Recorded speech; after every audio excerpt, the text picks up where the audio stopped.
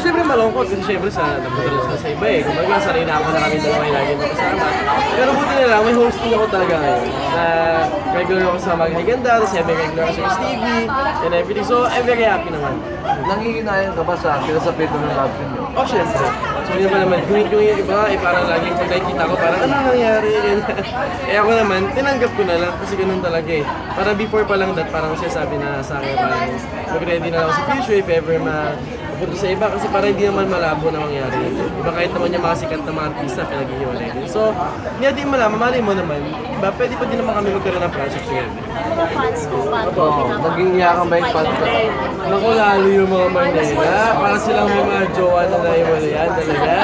Para silang yung nag-break eh. Kasi nga naman, masakit nga naman kasi all-out support. Saka, ang ganda naman ng team up namin from Be Careful to OMG eh.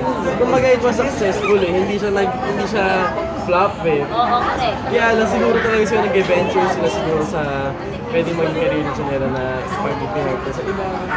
Parang pwedeng try. Pero kung hindi nag-click yun, pwede ibalik kayo.